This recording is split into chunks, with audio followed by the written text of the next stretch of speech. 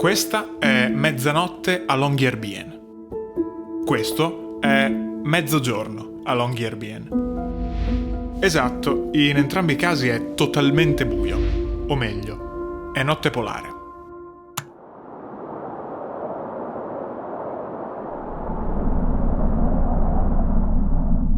Benvenuti alle isole Svalbard, il luogo abitato più a nord del mondo.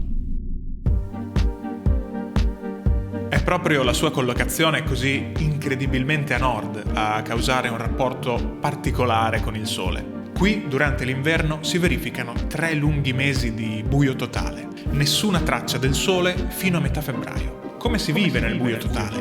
La gente non perde la testa. E il freddo? Da queste domande ha inizio la nostra spedizione verso l'estremo nord. Proprio 5 giorni, 19 ore, 24 minuti e 38 secondi prima dell'attesissimo ritorno del Sole. Sì, il Sole. Lo avevo salutato il giorno prima dal finestrino di un treno diretto a Malpensa. Da lì un volo per Oslo. Da Oslo un volo per Tromsø, che ci ha dato il benvenuto nel meraviglioso mondo artico. Ora stiamo salendo fino a Longyearbyen. Quando ho dovuto mostrare ad alcuni amici dove eravamo diretti, ricordo di aver dovuto controzoomare la cartina diverse volte prima che le Svalbard apparissero lassù. In effetti, guardandoci bene, mi rendo conto che siamo molto vicini a questo pezzo di plastica, ovvero sia il Polo Nord. La prima sensazione appena toccato terra era quella di essere sbarcati sulla Luna.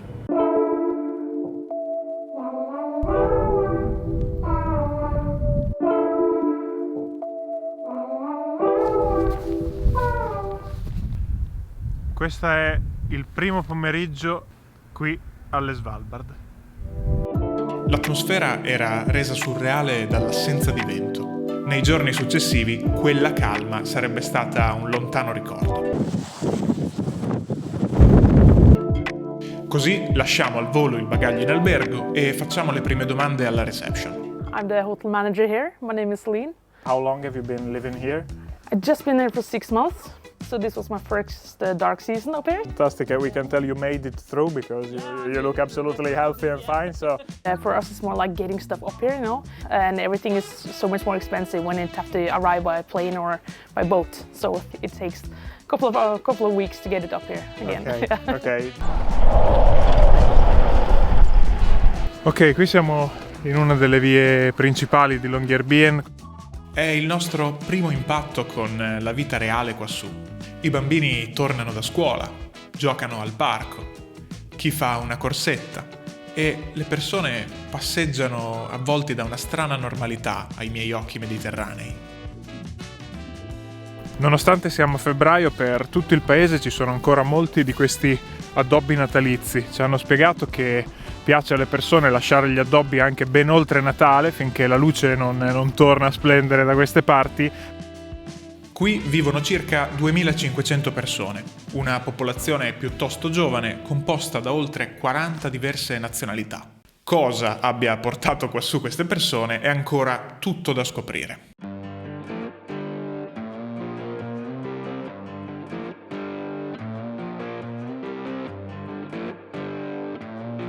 When I very first was here, it was like complete darkness, as you can see. I didn't realize it, but I was like sleeping a lot all day, and I was like kind of jet lagged.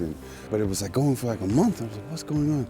And they say, and it's true, you need to have vitamin D supplements. The very first time that I took vitamin D, I just woke up like nice and ready to go in the morning, except it was completely dark. Lui è Rob, un ragazzo americano con cui avevo scambiato qualche messaggio prima di arrivare. It's pretty normal, you know, we just kind of get used to it. Whether it's a 24-hour total darkness or 24-hour total sunlight, it's the same. Just, you know, you have your time you wake up, your time you go to bed, you're going to work, you're going to the gym, you're going for a walk. Ok, mentre la giornata va avanti, giustamente le temperature calano. In questo momento c'è una temperatura percepita di circa meno 15 gradi e lo noto principalmente dalla durata delle batterie delle telecamere. Per il resto questo è un freddo particolarmente facile, tra virgolette, da gestire, in quanto si tratta di un freddo molto secco. How can you drive the snowmobile with your legs like that? It's hot. I lived there for 18 years, so I'm used to the cold.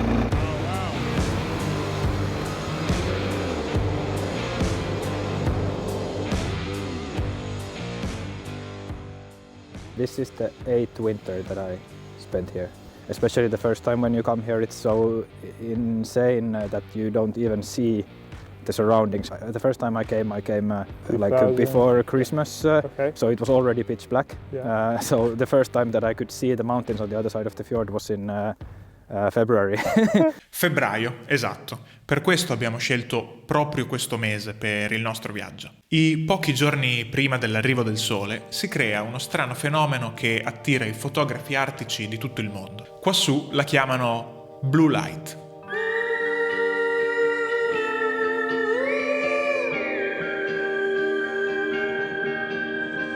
Rivers run dry, dust spreads in the air.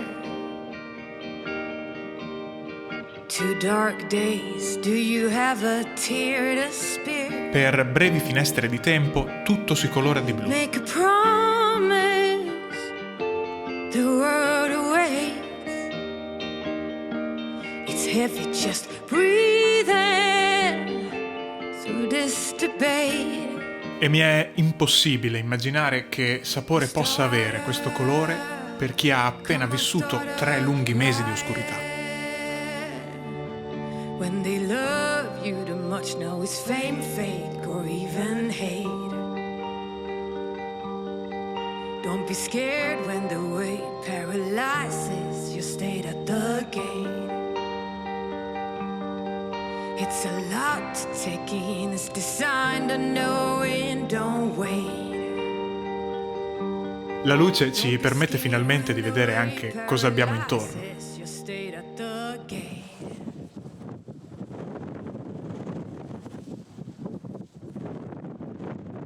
È il primo momento in cui riusciamo a vedere il famoso mare di Barents. Il mare prende il nome da quest'uomo.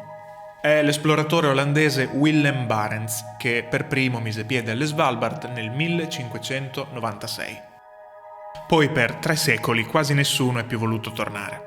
Non si riesce a coltivare, non ci sono alberi, fa freddo, sei lontano da tutto, che senso ha vivere lì? Apparentemente nessuno, finché la storia delle Svalbard cambia completamente con l'arrivo di un nuovo protagonista, il carbone.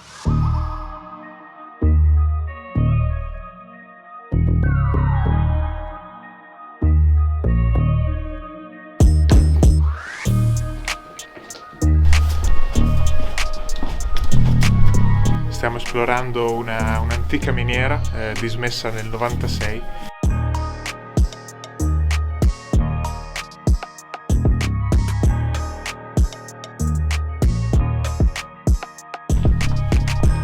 Con una guida specializzata esploriamo la cosiddetta miniera numero 3.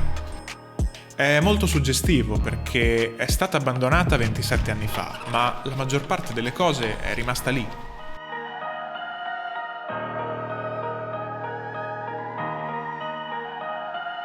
So the reason why you have Longyearbyen, it is because of mining. If it hasn't been for mining, I don't think people would live up here. John Munro Longyear, the American businessman, he was the one that found the coal here in Longyearbyen. They started the first mine open up in 1906. So they came up here to start mining. Like coal comes from like trees and stuff. Yeah. And why do we find it here where there's no tree at all? The reason why it was that much up here, it was because Svalbard once was a tropical island, actually close to the equator. Wow. 10 millions and millions of years ago.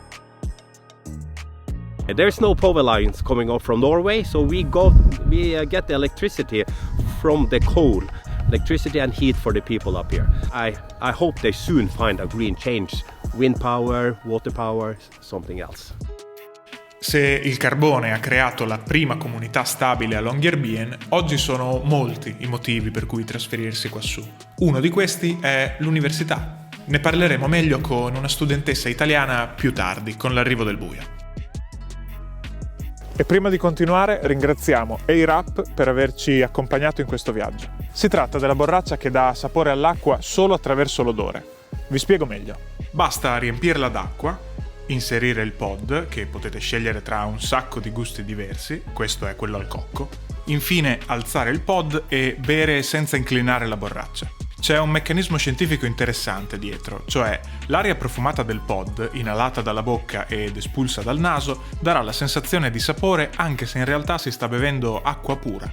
La cosa che apprezzo di più è che grazie a questi sapori si è incentivati a bere più acqua, quasi senza accorgersene, sostituendola alle bibite del supermercato piene di zuccheri e aromi artificiali.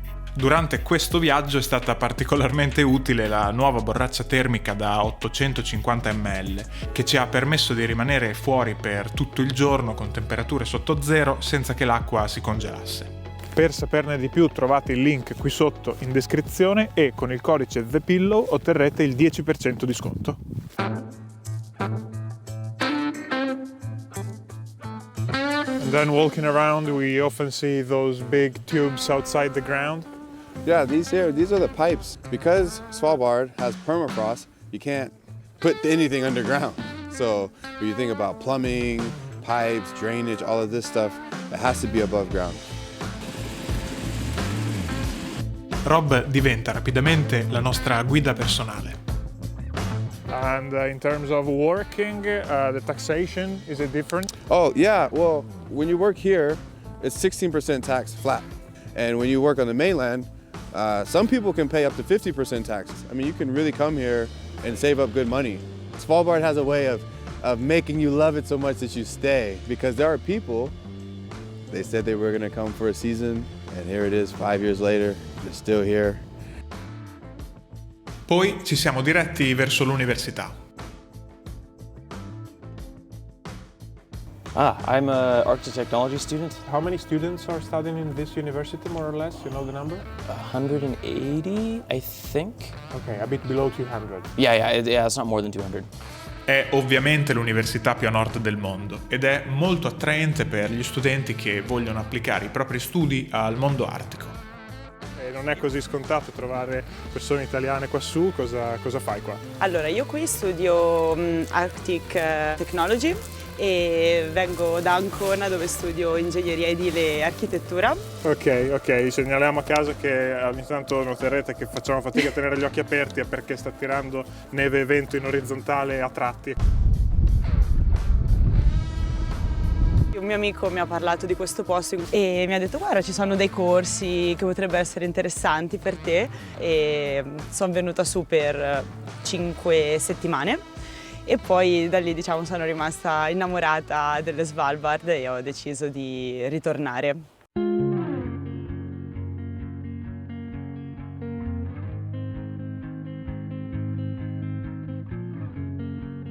La cosa che mi è piaciuta di più è il fatto che comunque facevamo tantissime attività all'aperto. Stare fuori tutto il tempo, quello penso che sia la cosa che mi ha presa di più di tutti. Questa persona purtroppo ha lasciato la bici parcheggiata qui e tra un po' sarà difficile ritrovarla. How about the bank? Is here a bank? There used to be a bank. And then they closed it, and so now they have a representative from Sparabanken Nordica, and the guy will come every 3 months, and that's to give like all the workers here bank accounts, and there will be like a queue, 50, 60 people long, and they're just waiting. Everybody's just doing paperwork, stamp, paperwork, stamp, paperwork, stamp.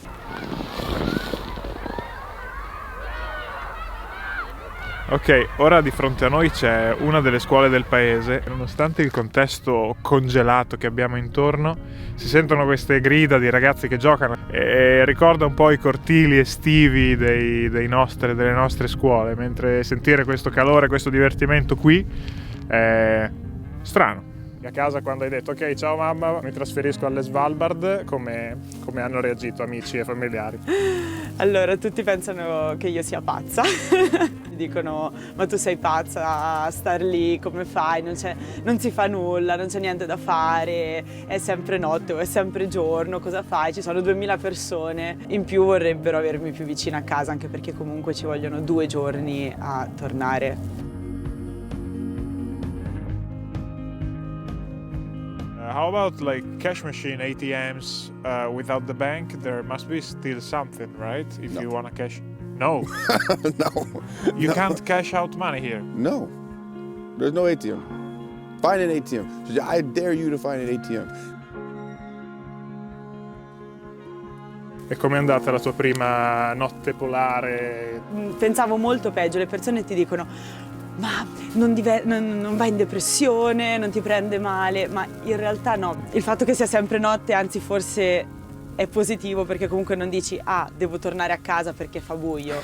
No, tanto è sempre buio.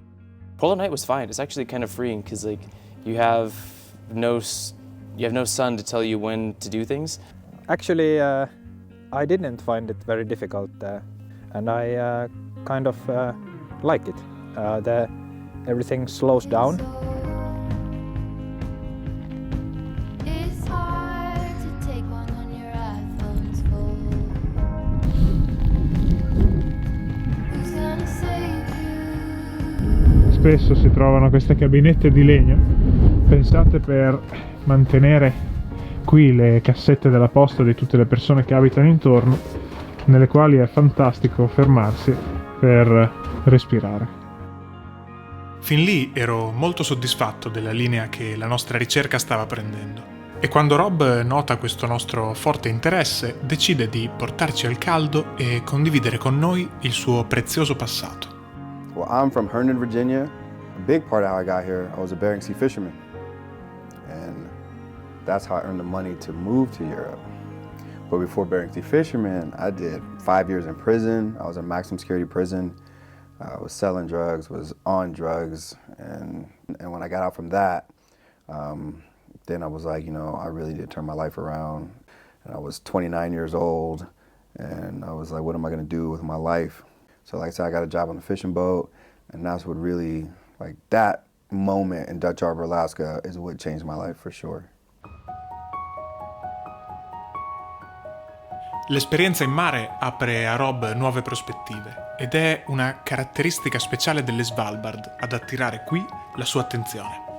So here on Svalbard is a visa-free zone. It's the only place where you don't need a visa to live or work. So here they welcome people from all over the world. I've been bartending and I worked in the service industry for a long time. And I had always been following Svalbard. So I followed this bar, Svalbard Pub. Then I just sent them a DM. I just slid in their DMs and was like, hey, are you guys hiring? And somebody wrote me back. And I sent the CV and then they called me. Questo posto così freddo e isolato è però quello che ha accolto Rob col maggior calore. You know, when you're in society and then you go to prison, admittedly you are at the bottom of society, right? But when you're in prison and then you go to solitary confinement, you are now at the bottom of prison. So I came out of prison from solitary confinement to living on Svalbard, which is the top of the world. You know, I've been through it all. Drugs, prison, addiction, depression, and it has led to the most beautiful life that I could imagine.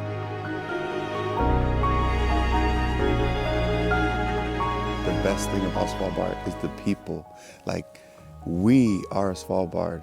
And so when I got here, I was welcomed by the people. Well, they're from everywhere. Yeah, it's amazing. Le tante difficoltà attirano quassù solo persone fortemente motivate e allo stesso tempo le obbliga ad unirsi. Non ci si può permettere la solitudine alle Svalbard. Il fatto di vivere tutti insieme nello stesso studentato sicuramente aiuta.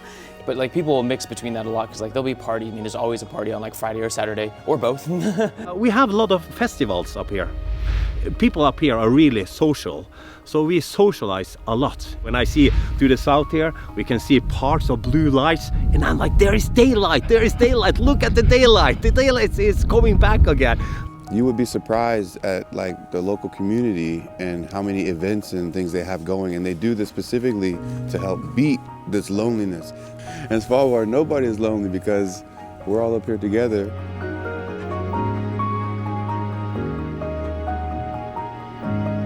Per cui se a prima vista può sembrare quasi impossibile vivere quassù, in realtà non mi stupisce che molti fatichino ad andarsene.